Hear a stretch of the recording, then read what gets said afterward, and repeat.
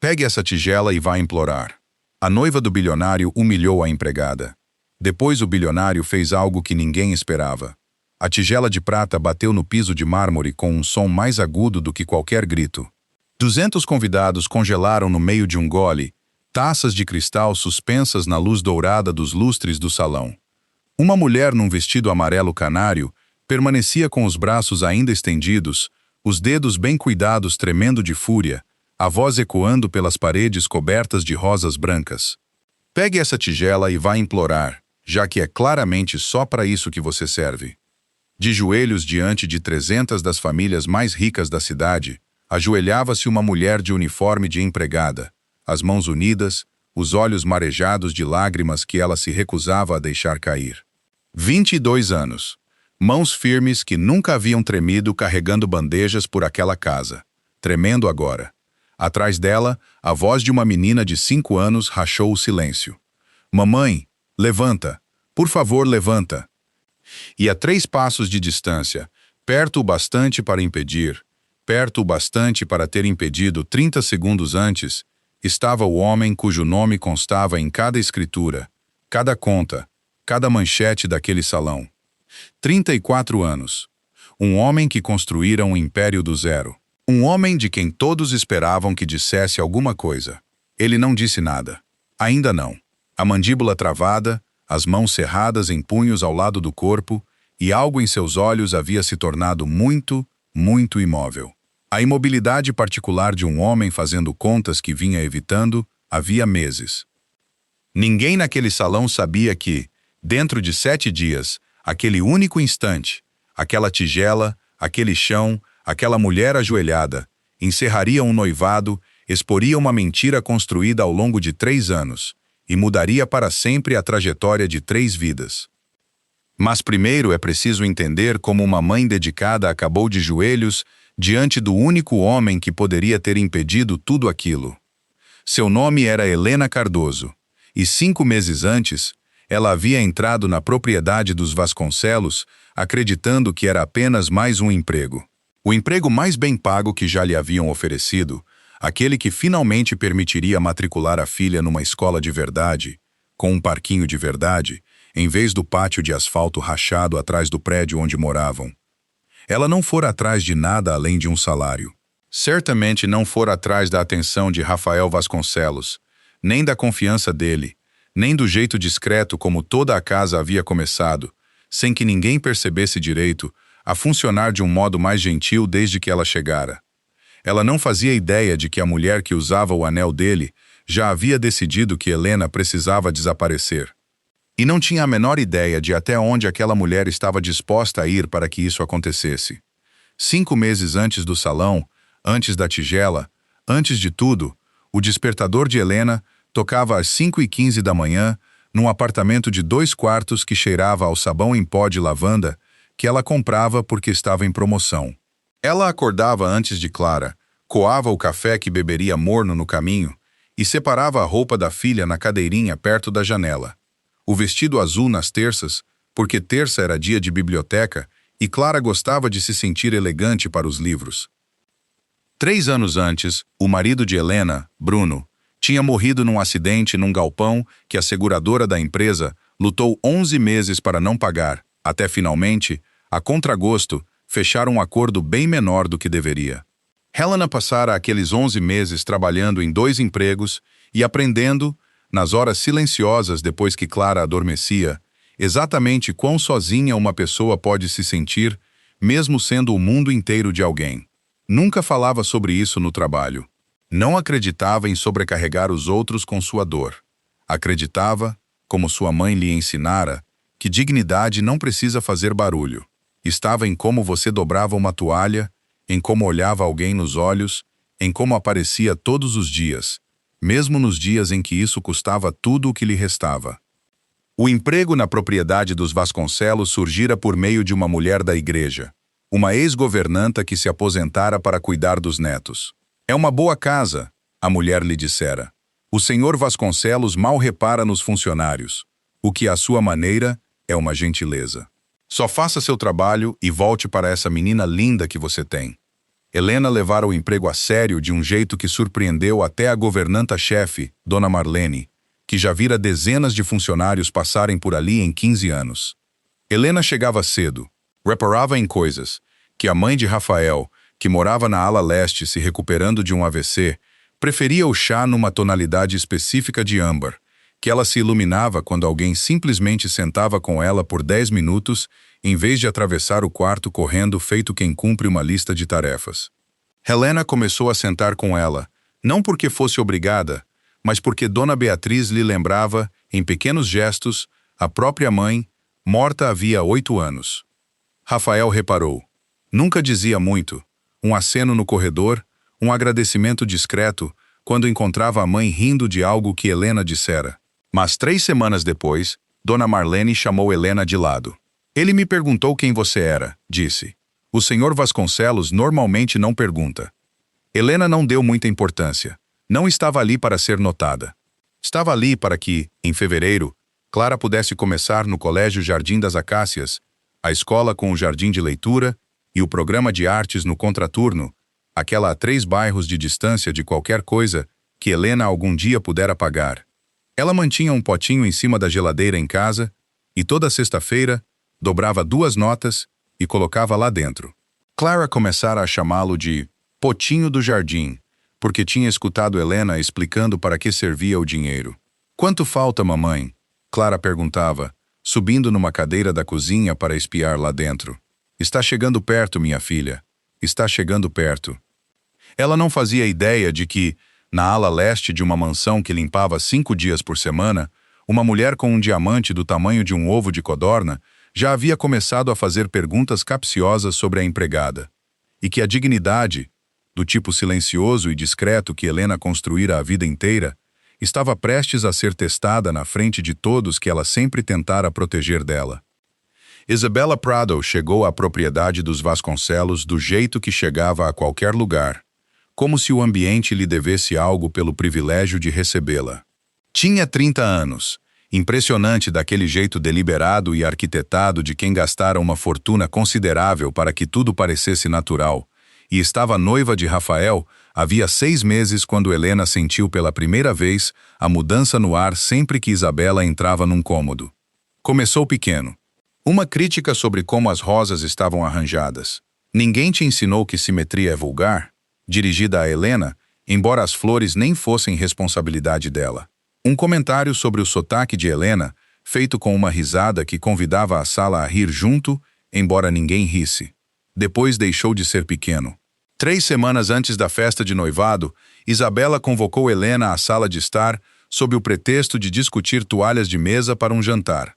Helena chegou e encontrou Isabela ao lado de um vaso antigo. Uma peça que o falecido pai de Rafael certa vez dissera aos funcionários valer mais do que a casa da maioria das pessoas, agora quebrada em 3 pedaços sobre o tapete persa. Você derrubou isso ontem, disse Isabela, antes mesmo de Helena terminar de entrar na sala. Eu não estive nesta sala ontem. Fui designada para a ala da cozinha. Está me chamando de mentirosa? Helena sentiu o chão inclinar-se levemente sob seus pés. Aquela vertigem particular de perceber que uma armadilha já se fechou. Não, só estou dizendo que não estive aqui. Dona Marlene vai confirmar a escala, disse Isabela. Mas um acidente aconteceu, e eu detestaria que isso virasse um caso formal. A menos, claro, que você prefira pagar com o seu salário. Inclinou a cabeça, calculando com prazer visível. Uns 3 anos, eu imagino, pelo que o Rafael paga a você. Helena não disse nada. Suas mãos, cruzadas na frente do avental, ficaram brancas nos nós dos dedos. Dona Marlene, consultada mais tarde naquele dia, confirmou sem hesitar que Helena estivera na ala da cozinha no horário em questão. 3 outros funcionários corroboraram. O assunto, no papel, estava encerrado, mas algo havia mudado, e Helena entendeu, com o instinto lúcido de quem já sobrevivera a coisas piores, que não se tratava mesmo do vaso. Naquela noite, ao arrumar Clara na cama, Helena ficou sentada um bom tempo na beira do colchão depois de apagar a luz. Mamãe! A vozinha de Clara saiu do escuro. Você está triste? Não, minha filha. Só pensando no potinho do jardim. Helena sorriu apesar de tudo, alisando o cabelo da filha para trás da testa. Em várias coisas. O que ela realmente pensava era na expressão específica no rosto de Isabela Prado quando a história do vaso não colara. Não decepção, não vergonha. Cálculo. O olhar de alguém recalculando um plano, não abandonando-o. Helena ainda não sabia que havia se tornado um problema que Isabela pretendia resolver de vez. Sabia apenas, deitada acordada muito depois de a respiração de Clara ficar regular no sono, que algo naquela casa havia se voltado contra ela, e que não tinha poder para impedir, só a escolha de como se portaria quando aquilo chegasse. As semanas seguintes trouxeram um aperto lento e deliberado, do tipo pensado para parecer nada, caso alguém observasse de perto. E ninguém observava, porque Rafael Vasconcelos estava mergulhado havia meses numa fusão que consumia 16 horas de cada dia, e Isabela cuidava para que sua crueldade só aflorasse quando ele não estava por perto para testemunhar. Os horários de Helena foram silenciosamente reorganizados, de modo que ela passou a trabalhar em turnos partidos que tornavam quase impossível buscar Clara no contraturno 3 dias por semana. Quando perguntou a dona Marlene sobre isso, foi informada, com pesar, que a senhorita Prado pedira a mudança pessoalmente por causa dos preparativos do jantar.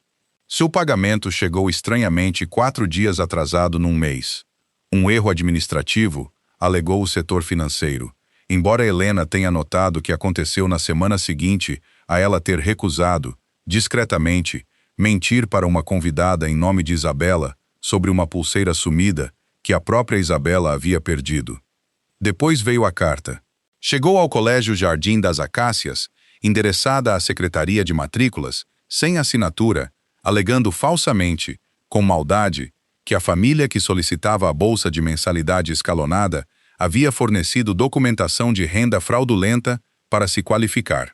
A escola, obrigada a investigar, congelou a matrícula de Clara até revisão.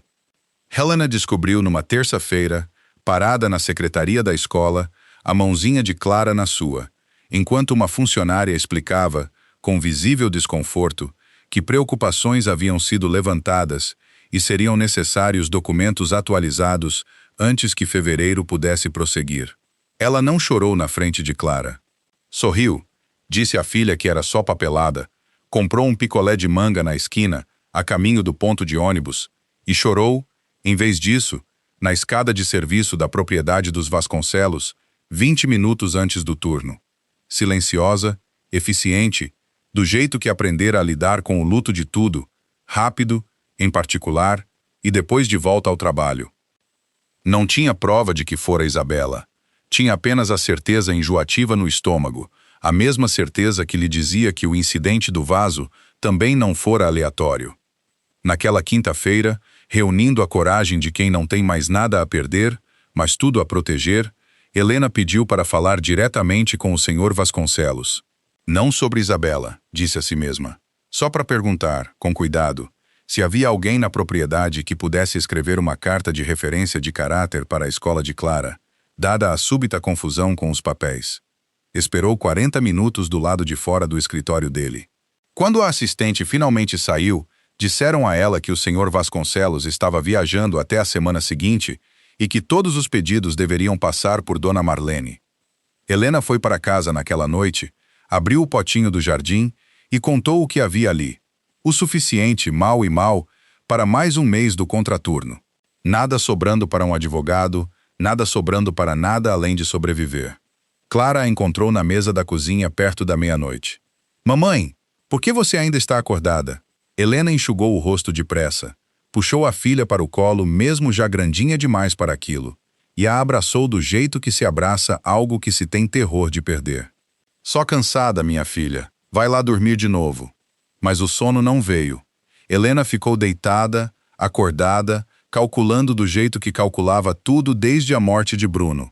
Quantos turnos, quantos favores, quanto de si mesma ainda tinha para dar antes que não sobrasse nada para proteger Clara.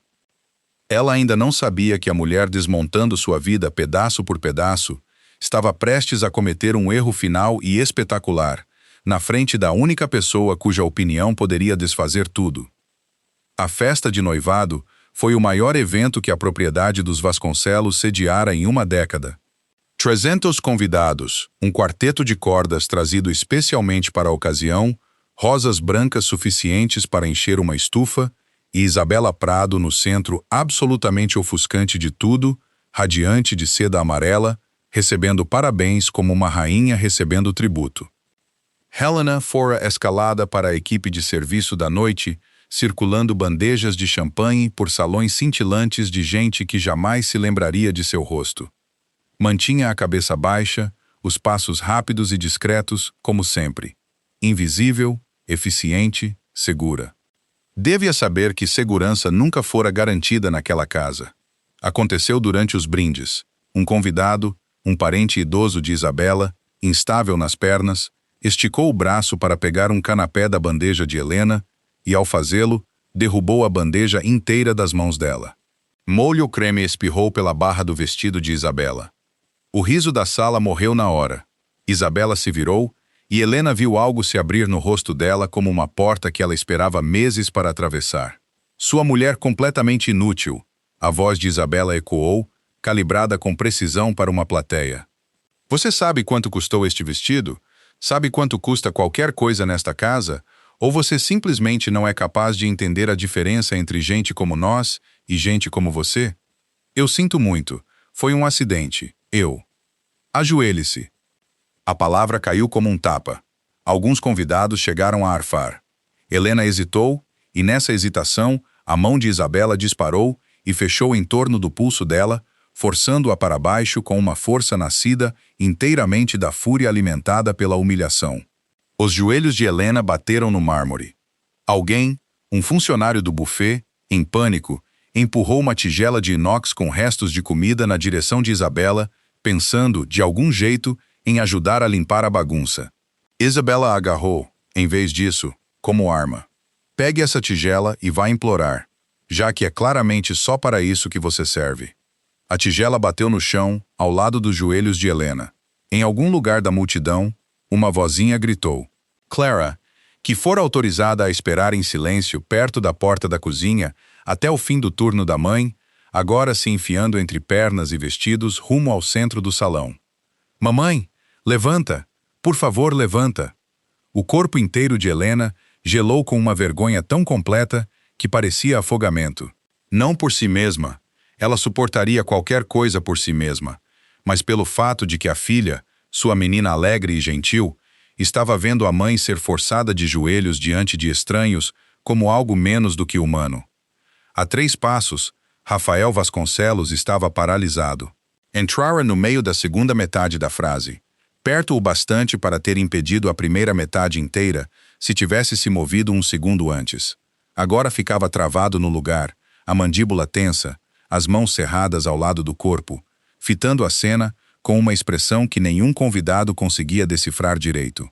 Choque, sim, mas algo mais duro por baixo, algo calculando com velocidade terrível. Helena ergueu os olhos uma vez, só uma vez, e encontrou o olhar dele.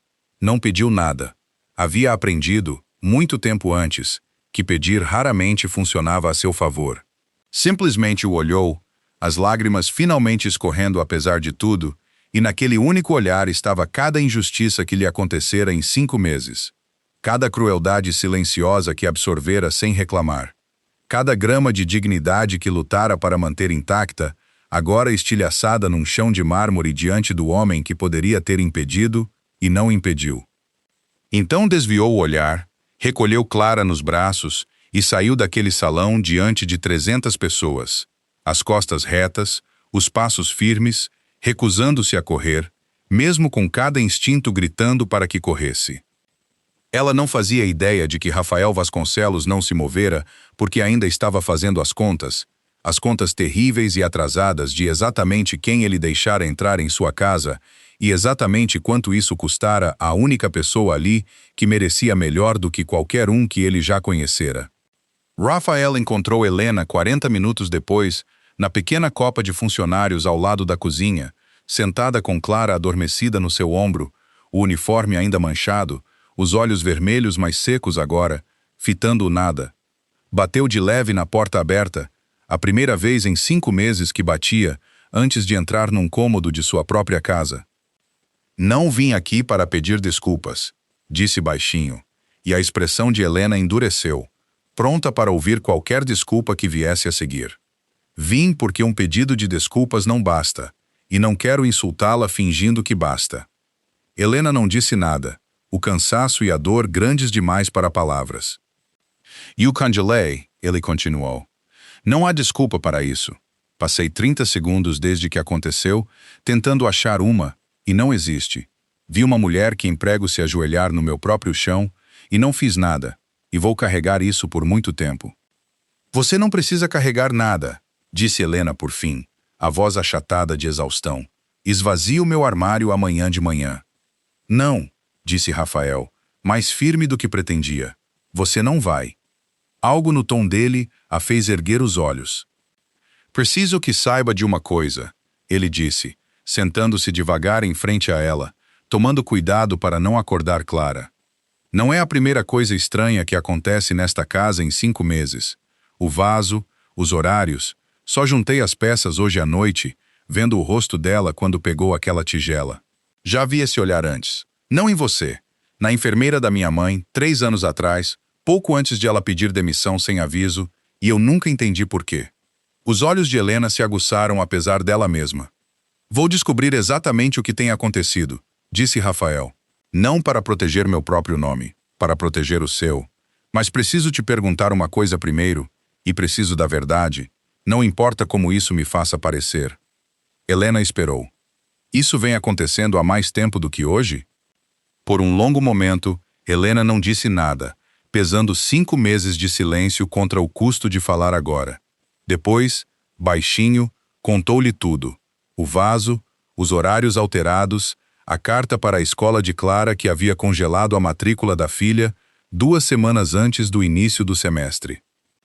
O rosto de Rafael ficou muito imóvel enquanto ela falava, a imobilidade particular de um homem arquivando cada detalhe para usar depois. A escola, disse quando ela terminou. Me dê o nome, amanhã de manhã. Por quê? Porque o que quer que tenha sido feito para impedir sua filha de começar a escola em fevereiro vai ser desfeito até o almoço, e depois vou descobrir exatamente o que mais foi feito que eu ainda não sei. Helena o estudou com cuidado, incapaz de confiar facilmente depois de tudo. Mas algo no rosto dele, a mesma imobilidade que vira do outro lado do salão, agora direcionada inteiramente para outro lugar, lhe disse que aquilo não era encenação. Por que isso importa para você? Ela perguntou por fim. Sou empregada. Limpo o seu chão.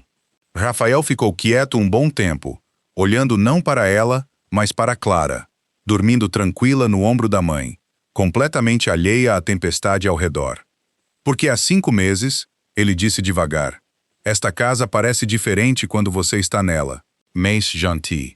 Minha mãe ri mais. Os funcionários parecem menos com medo de cometer pequenos erros. Não entendi o motivo até hoje à noite, vendo o que aconteceu quando alguém tentou tirar isso. Encontrou os olhos dela. Você não limpa o meu chão, Helena. Você tem mantido esta casa de pé, e eu deixei alguém te humilhar por isso na frente de todo mundo que conheço. Helena não disse nada, mas algo em seu peito, algo protetor que carregava firmemente fechado desde a morte de Bruno, se afrouxou um pouco pela primeira vez em muito tempo. Ela não fazia ideia de que, dentro de uma semana, a investigação cuidadosa e discreta que Rafael Vasconcelos estava prestes a lançar desvendaria uma mentira de 3 anos, e que a mulher que a forçara de joelhos estava prestes a perder tudo o que passara aqueles 3 anos construindo. Na manhã seguinte, antes mesmo de o sol clarear por completo as árvores ao longo da longa entrada da propriedade, Rafael ligou pessoalmente para a escola de Clara. Às 9 da manhã, as alegações da carta anônima haviam sido formalmente retiradas, a matrícula de Clara reintegrada e a bolsa que Helena passara meses garantindo totalmente restaurada, junto com um pedido de desculpas pessoal da diretora da escola, mortificada ao saber que a denúncia fora infundada e maliciosa. Mas Rafael não parou por aí. Contratou um investigador particular, discretamente, sem contar a ninguém na propriedade, nem mesmo a dona Marlene, para rastrear a origem da carta, a data do erro no pagamento, o misterioso remanejamento dos horários de Helena.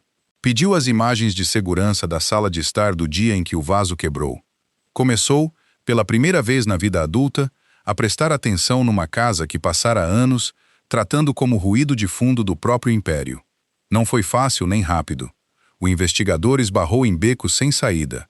A carta fora postada de um correio público, sem remetente, sem impressões digitais, nada que a ligasse definitivamente a ninguém. Rafael passou noites longas no escritório, debruçado sobre documentos, cada vez mais frustrado, cada vez mais certo e incapaz de provar. Helena, por sua vez, não esperou passivamente por resgate algum. Nunca esperara passivamente por nada.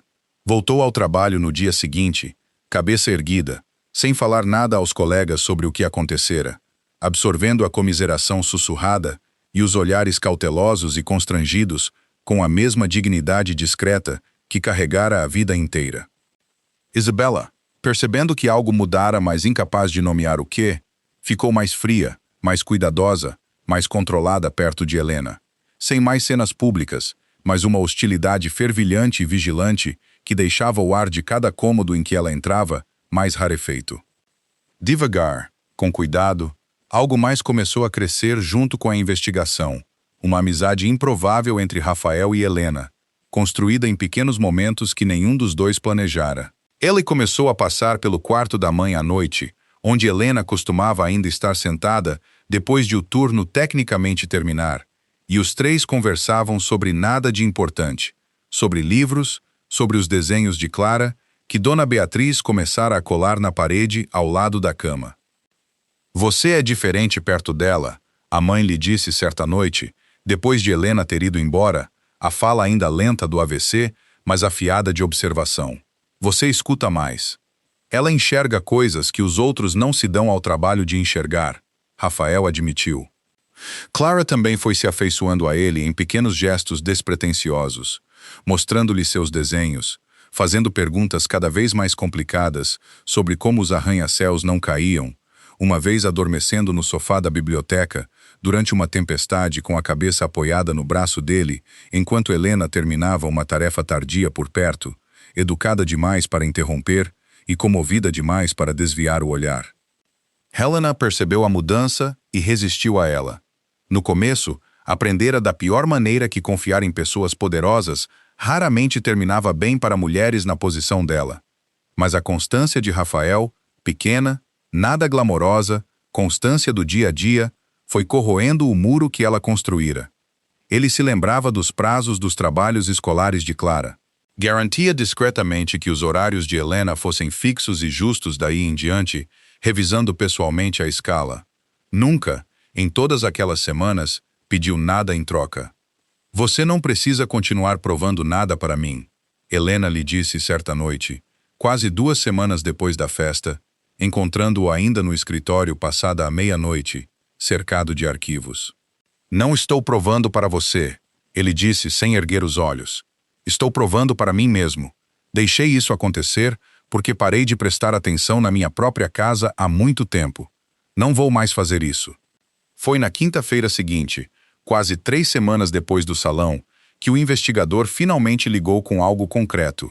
Um nome, um rastro documental e uma descoberta sobre Isabella Prado muito maior e muito mais sombria do que um vaso quebrado ou uma palavra cruel para uma empregada. O relatório do investigador chegou num envelope pardo, e Rafael o leu 2 vezes antes de confiar em si mesmo para acreditar. A fortuna da família de Isabella Prado, aquela sobre a qual ela construíra toda a identidade pública, tinha desmoronado quase 3 anos antes. A empresa de investimentos do pai dela falira em meio a uma série de negócios mal-sucedidos, deixando a família não apenas reduzida, mas profunda e catastroficamente endividada. A propriedade dos Prado, que Isabella ainda dizia ser a casa da infância, fora vendida numa transação privada 2 anos antes. Ela vinha alugando um apartamento sob uma empresa de fachada desde então, mantendo a aparência de riqueza inteiramente com dinheiro emprestado e engano calculado. Rafael Vasconcelos não era noivo de Isabella Prado. Era, nos termos mais frios possíveis, um plano de resgate. Pior ainda, Imagens de segurança que o investigador obtivera legalmente da câmera de entrega de um fornecedor perto da sala de estar mostravam a própria Isabela, 3 semanas antes de acusar Helena, deliberadamente empurrando o vaso antigo para a borda de uma prateleira, encenando um acidente que depois poderia atribuir a outra pessoa, aparentemente uma tentativa inicial e descartada de fazer Helena ser demitida antes de escalar para táticas mais danosas. E, enterrada numa pasta de registros financeiros, quase incidental perto de todo o resto, havia a prova de que a carta anônima para a escola de Clara fora postada de um correio a 2 quadras do salão de beleza habitual de Isabela, num dia em que os registros de agendamento do salão confirmavam que ela estivera exatamente naquele bairro. Rafael ficou sentado com a pasta por quase 1 hora antes de encontrar o último documento, um que o investigador sinalizara separadamente, quase se desculpando, como não relacionado ao pedido original. Mas você vai querer ver isso. Mensagens de texto recuperadas de um celular descartado que Isabela vendera a uma loja de usados sem apagá-lo direito revelavam meses de correspondência com um homem chamado Vitor Salgado, amigo de longa data e ocasional sócio de negócios do próprio Rafael. As mensagens não deixavam margem para interpretação. Isabela vinha planejando, em suas próprias palavras, garantir o casamento antes que a fortuna ainda maior de Vitor, que ela considerava o prêmio mais atraente, ficasse disponível após o divórcio iminente dele. Assim que o anel estiver no dedo e o contrato pré-nupcial assinado, só preciso esperar ele, dizia uma mensagem. Ele é previsível, chato, mas previsível. Deve ser dinheiro fácil quando eu for esposa dele. Rafael releu aquela frase mais vezes do que gostaria de admitir. Não foi a traição que o esvaziou, não exatamente. Já suspeitava, num nível qualquer, que o afeto de Isabela sempre carregara o gosto metálico e sutil de uma transação. Foi a naturalidade, o puro desdém leviano com que ela planejara desmontar a vida dele por dinheiro que depois pretendia extrair ainda mais, tudo enquanto destruía o sustento de uma mulher inocente como dano colateral de sua crueldade. Pensou em Helena ajoelhada em seu piso de mármore. Pensou na voz aterrorizada de Clara cortando o salão. Pensou em sua mãe, rindo mais nos últimos 2 meses do que nos 2 anos anteriores. Porque uma mulher sem nada a ganhar com gentileza a oferecera de graça mesmo assim. Fechou a pasta e ficou sentado no escuro do escritório por um bom tempo. E quando finalmente se levantou, algo em sua postura havia mudado. Não fúria exatamente, embora houvesse bastante dela. Clareza, sabia agora exatamente o que precisava acontecer e exatamente quem merecia estar na sala quando isso acontecesse. O jantar beneficente anual da Fundação Vasconcelos, agendado para 2 semanas depois, reuniu praticamente a mesma lista de convidados da festa de noivado. O mesmo salão, as mesmas rosas brancas trocadas por outras frescas, os mesmos 300 pares de olhos que haviam visto Helena forçada de joelhos, agora se acomodando em suas cadeiras para mais uma noite suntuosa dos Vasconcelos. Isabela chegou radiante, confiante, completamente alheia ao fato de que a pasta trancada no escritório de Rafael já havia reescrito toda a trajetória de sua noite. Rafael esperou até depois do jantar, até que o salão se acomodasse no murmúrio confortável de café e sobremesa, antes de subir ao pequeno palco, geralmente reservado para os discursos anuais da Fundação. Antes de falarmos da causa desta noite, começou, a voz calma de um jeito que silenciou a sala mais depressa do que qualquer grito poderia. Quero abordar algo que aconteceu exatamente neste espaço algumas semanas atrás. Muitos de vocês estavam aqui. O sorriso de Isabela vacilou, incerto. Uma funcionária minha, uma mulher que, nos 5 meses em que trabalha na minha casa, demonstrou mais caráter genuíno do que quase qualquer pessoa que conheci nos meus 34 anos de vida, foi forçada de joelhos nesta sala e humilhada publicamente. Eu fiquei a 3 passos e não disse nada. Essa falha é minha, e passei cada dia desde então tentando entender por que deixei aquilo acontecer. Uma onda percorreu a multidão. A mão de Isabela encontrou a haste da taça de vinho, apertando-a com força suficiente para embranquecer os nós dos dedos. O que descobri desde então, Rafael continuou, é que a humilhação não foi um momento isolado de mau humor. Foi o ápice de uma campanha deliberada. Acidentes forjados, denúncias falsas à escola de uma criança de 5 anos, sabotagem financeira, tudo com o objetivo de destruir o sustento de uma mãe solo viúva que não fez nada além de seu trabalho, e fazê-lo com mais elegância do que a maioria consegue em circunstâncias confortáveis. Rafael, a voz de Isabela cortou a sala, quebradiça de pânico sob a calma ensaiada. Este não é o lugar. Você tem razão, disse Rafael, virando-se para encará-la diretamente pela primeira vez. O lugar teria sido 6 meses atrás, antes de eu pedir em casamento uma mulher cuja fortuna inteira, cuja história familiar inteira, vem sendo fabricada há 3 anos para garantir exatamente este tipo de arranjo. O suspiro que percorreu o salão foi audível, físico, uma onda quebrando contra as paredes. Também sei, Rafael continuou, mais baixo agora, mas não menos devastador, sobre o Vitor, sobre as mensagens, sobre o plano de se casar comigo e esperá-lo. Não vou lê-las em voz alta. Não há necessidade de humilhar ninguém nesta sala do jeito que você humilhou alguém exatamente neste lugar semanas atrás. Não é quem eu quero ser. O rosto de Isabela havia perdido a cor, a compostura cuidadosamente construída rachando em tempo real diante da própria sociedade que ela passara anos cortejando. Este noivado terminou, disse Rafael, simplesmente. Você tem até amanhã de manhã para retirar seus pertences da minha casa. E Isabela? Ele pausou, e pela primeira vez sua voz carregou algo quase gentil, quase triste. Espero, genuinamente, que você encontre o que quer que esteja de fato procurando. Acho que nunca fui eu. Então se virou, vasculhando a multidão até encontrá-la. Helena, que fora convidada, a pedido pessoal de Rafael, a comparecer ao jantar não como funcionária, mas como convidada, sentada discretamente perto do fundo num vestido azul marinho modesto, Clara adormecida em seu braço numa cadeira ao lado. Gostaria de apresentar alguém, disse Rafael, a voz se firmando em algo mais caloroso, enquanto 300 rostos se viravam para encontrá-la. Helena Cardoso trabalha na minha casa há 5 meses. Ela demonstrou mais integridade nesse tempo do que testemunhei na maioria das pessoas que conheci a vida inteira, e merece, no mínimo, a dignidade que esta sala não lhe deu semanas atrás. Helena se levantou devagar, Clara se remexendo ao lado dela, e por um longo momento suspenso, o salão inteiro que uma vez a vira ajoelhar-se, agora se pôs de pé, espontaneamente, numa onda lenta de aplausos que crescia até preencher cada canto da sala.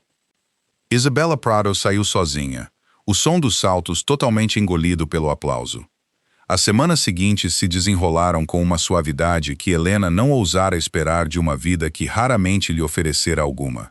Dona Marlene, mortificada por não ter percebido o que acontecia sob sua própria supervisão, pediu desculpas pessoalmente a Helena e, a pedido de Rafael, a promoveu a gerente da casa, um cargo com autoridade real, salário melhor e horários que finalmente, de forma confiável, lhe permitiam estar no ponto de ônibus de Clara todas as tardes. O potinho do jardim em cima da geladeira encheu mais depressa do que Helena jamais imaginara possível. Ela o manteve mesmo assim, muito depois de Clara começar no Colégio Jardim das Acácias, com seu jardim de leitura e seu programa de artes, porque algumas coisas a gente guarda não por necessidade, mas por memória. Uma lembrança de exatamente o quanto lutara por algo que, por um tempo, parecera impossivelmente fora de alcance. A mãe de Rafael, prosperando na presença constante de uma amizade que nunca fora sobre obrigação, passou a chamar Helena de família sem qualquer hesitação, e ninguém na casa a corrigia.